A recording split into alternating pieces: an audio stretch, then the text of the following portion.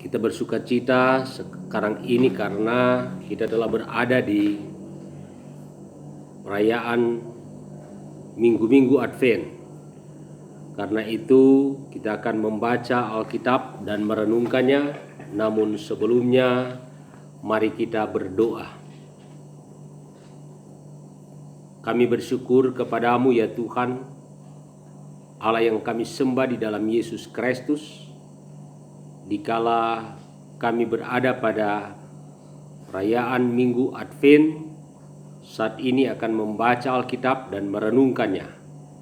Tolonglah kiranya lewat Roh-Mu yang kudus, supaya firman akan hidup di tengah-tengah kehidupan orang-orang percaya. Amin. Saudara-saudara, saya akan membacakan bagian bacaan Alkitab dari Sakaria pasal 9 ayat yang ke-9 dan ayatnya yang ke-10. Sakaria 9 ayat 9 dan ayat 10. Bersorak-soraklah dengan nyaring hai putri Sion, bersorak-sorailah hai putri Yerusalem. Lihat rajamu datang kepadamu, ia adil dan jaya, ia lemah lembut dan mengendarai seekor keledai beban yang muda. Ia akan melenyapkan kereta-kereta dari Efraim dan kuda-kuda dari Yerusalem. Busur perang akan dilenyapkan dan ia akan memberitakan damai kepada bangsa-bangsa. Wilayah kekuasaannya akan terbentang dari laut sampai ke laut dan dari sungai Efrat sampai ke ujung-ujung bumi. Saudara-saudara yang kekasih dan diberkati oleh Tuhan kita Yesus Kristus, yang menjadi tema perenungan ini, Raja datang dengan adil dan jaya. Ada yang istimewa dalam hal menanti, sebagaimana yang diserukan dalam bacaan kita tadi dalam Sakaria 9 ayat 9 dan ayatnya yang ke-10. Penantian di sini berkaitan dengan siapa dan bagaimana. Yang dinantikan itu adalah Mesias Sang Raja. Bagaimana sikap penantian? Dikatakan supaya bersorak-sorak dengan nyaring, yang artinya dengan penuh sukacita. Ketika nubuatan ini diperdengarkan, orang-orang Israel sedang menanti-nantikan seorang raja. Mereka sudah memiliki pengalaman beberapa raja sebelumnya, dan mereka juga mengalami penaklukan penguasa-penguasa lain. Mereka merindukan keadilan dan kedamaian. Di tengah situasi seperti itulah, seruan untuk bersuka cita menyambut seorang raja diperdengarkan. Raja yang datang itu amat berbeda dengan raja atau penguasa dunia. Dikatakan bersorak-soraklah dengan nyaring hai putri Sion, bersorak-sorailah hai putri Yerusalem. Lihat rajamu datang kepadamu, ia adil dan jaya, ia lemah lembut dan mengendarai seekor keledai beban yang muda. Ia akan melenyapkan kereta-kereta dari Efraim dan kuda-kuda dari Yerusalem. Busur perang akan dilenyapkan dan ia akan memberitakan damai kepada bangsa-bangsa. Wilayah kekuasaannya akan terbentang dari laut sampai ke laut dan dari sungai Efrat sampai ke ujung-ujung bumi. Saudara-saudara, ada 3 hal yang dapat kita renungkan. Yang pertama, raja itu datang melawat umatnya. Lihat, rajamu datang kepadamu. Ia sendiri yang mengambil prakarsa untuk datang karena kasih-Nya. Allah tahu keadaan umat-Nya. Ia peduli pada umat-Nya. Kenyataan inilah yang boleh meneguhkan kita untuk tetap beriman teguh kepadanya.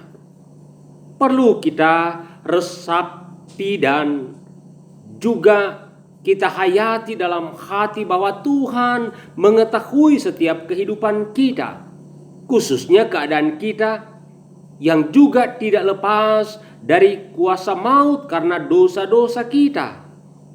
Ia tahu yang terbaik dalam hidup kita. Dan lebih dari itu, Ia menghendaki agar kita selamat dan hidup dalam pemeliharaannya.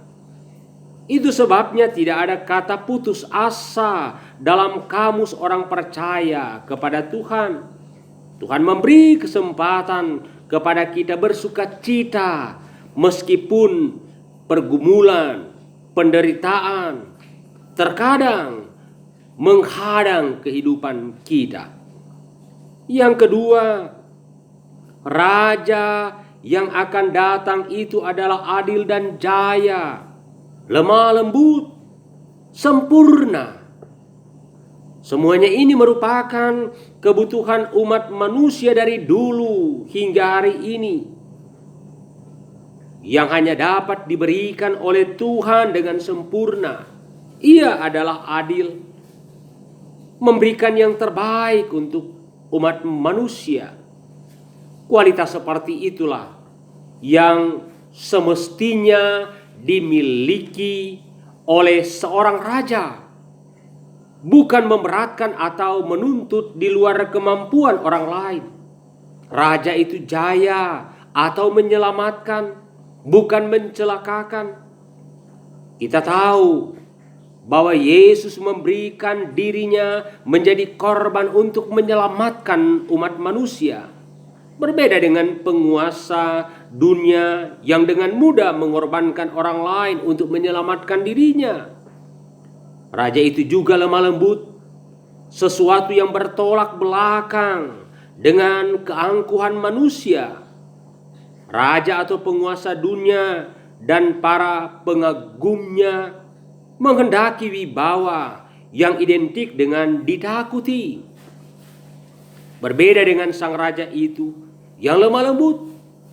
Dan kita tahu bahwa kelemah lembutan berulang kali ditekankan di dalam Alkitab. Itu berarti karakter sang raja itu hendaklah menjadi karakter dari para pengikutnya. Yang ketiga, tugas sang raja yang akan datang itu adalah melenyapkan perangkat-perangkat perang. Dan yang terpenting dikatakan ia memberitakan damai kepada bangsa-bangsa, diungkapkan dalam ayat yang ke-10. Saudara-saudara, dalam nubuatan Yesaya 9 ayat 5, namanya disebutkan orang penasihat ajaib, Allah yang perkasa, Bapa kekal, Raja damai. Yesus disebut sebagai Raja damai. Kata damai dalam Alkitab adalah dari kata Ibrani shalom, yang artinya sangat luas. Contohnya, jika bangsa dan negara berada dalam keadaan yang tak terpecah dan tak terkotak, atau berada dalam satu kesatuan, maka bangsa itu dikatakan berada dalam keadaan shalom, berada dalam keadaan damai. Jika perjalanan yang ditempuh kita lewati dengan baik, tidak terjadi kecelakaan dan gangguan, maka kita telah mendapatkan shalom, mendapatkan damai. Damai di sini berarti selamat.